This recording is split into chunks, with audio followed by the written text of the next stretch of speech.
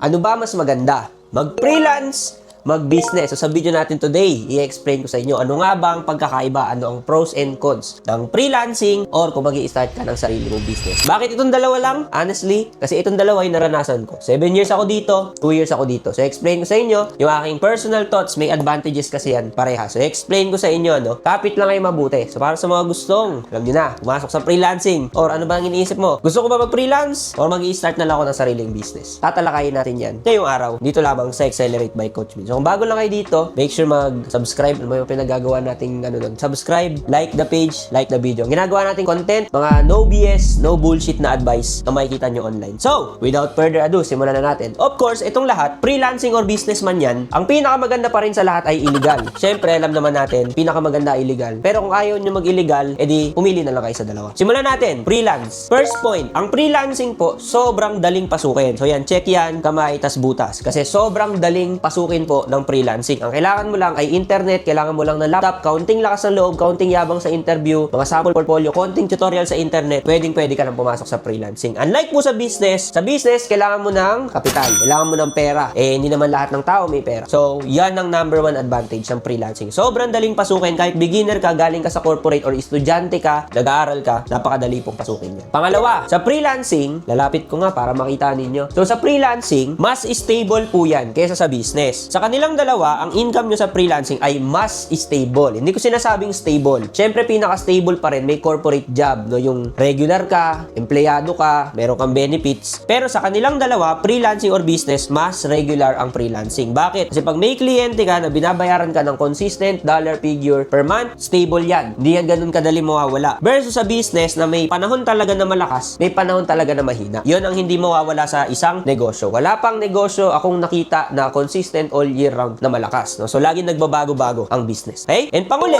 sa freelancing, isa sa advantage niyan, pwede kang matuto sa boss mo. Yan ang ginawa ko for the past 7 years ng aking freelancing career. Ang ginawa ko lang ay natuto, nag-aral, nagtuto ko sa boss ko sa Australia. Which is, yung boss ko sa Australia, isa sa pinakamagaling na business owner. Natuto ako sa kanya. So, nakinig ako sa kanya, nagpa-mentor ako, pumasok ako ng, alam mo na, pabida, ganun. Pumasok ako sa kanya. Kaya nung nag-start ako ng business, kung napanood niyo yung huling video ko, naging smooth sailing. Naging profitable yung business. Kasi, natuto ako, nag-aral ako, pinakinggan ko yung aking mentor, nagpa-advise ako sa kanya, nagpaturo. Kaya, nung nag-business ako, okay, naging smooth ang lahat. So, ang third na advantage sa freelancing ay matututo ka. Especially kung yung boss mo mabait, yung mentor mo very willing na magturo sa inyo, matututo ka talaga ng mga concept. Now, let's talk about business. Ano naman ang advantage ng business? Siyempre, ang hindi mawawala dyan ay yung pera. Mas malaki ang pera sa business. Kung sa freelancing, pwede kang kumita ng 6 digits. Sa business, pwede kang kumita ng 7 digits. Napakadalang po sa freelancer na umabot ng 7 digits. Na freelancer lang siya, no? Wala siyang business. So, normally, ang freelancer hanggang 6 digits lang yan. Sorry, 6 digits. Ayan. Sa business, pwede ka pong umabot ng 7 digits or more. No? Business talaga ang bagsak yan. Sa experience ko, wala pa akong kilala na freelancer lang na nag 6 digits. Nung freelancer ako, hanggang 6 digits lang din na naabot ko. Nag 7 digits ako nung sa business. So, lahat ng kilala ko na nag 7 digits, lahat ay meron po silang business. Bakit? I-explain ko po sa inyo. Dahil sa business, meron kang tinatawag na time freedom. Sa time freedom, ibig sabihin nito, pwede kang mag-leverage ng tinatawag na mga staff, team members, employees. No? Pwede kang mag-hire ng mga employees na hindi nyo po magagawa sa traditional na freelancing. So with this, pwede kang mag-hire ng cashier, ng staff, ng support, ng mga kapwa mo nagde-decide for the business. You can propel the business. You can focus on making more money. Yan po ang number 1 advantage sa business. Pero still, mas mahirap po siyang pasukin. Mas malaki ang risk, mas hindi po siya stable. And finally, sa business po, ayan, utak yan, guys. Pag nakita nyo yan, yung ganyan symbol, ibig sabihin yan utak. Hindi kasi ako marunong mag-drawing. Pagpasensyahan nyo na. Pero ito, yung utak o yung mga lessons, lahat po yan ay bumabaon sa puso. Lahat ng matututunan nyo when you're starting your own business, babaon at tatatak po yan sa puso ninyo. May mga concepts na makinig kayo mabuti may mga concepts na na-realize ko dito, okay? Na oo, alam ko lang siya. Narinig ko, di ba? Narinig ko, naintindihan ko lang siya. Pero hindi pa siya bumabaon sa puso. Nung naranasan ko siya sa sarili kong business, nung naranasan at na-experience ko, ganito pala ang feeling. Ito pala ang pakiramdam. So yung mga lessons na nanggaling dito, nung naranasan ko on my own, bumaon na siya sa aking puso. Parang yung mga magulang natin, di ba? Yung mga magulang natin, nagtuturo sa atin, nagpapangaral. Tapos sinasabi nila na, sige, pag naging magulang ka na rin, tsaka mo marirealize yan yung mga tinuturo ko. Oh, true enough. Ganun din naman sa pagbibusiness. Ang lessons na natutunan ko dito, bumaon lang siya nung in-apply ko na sa sarili kong pera, sa sarili kong negosyo. Yun lamang, sana may natutunan kayo today.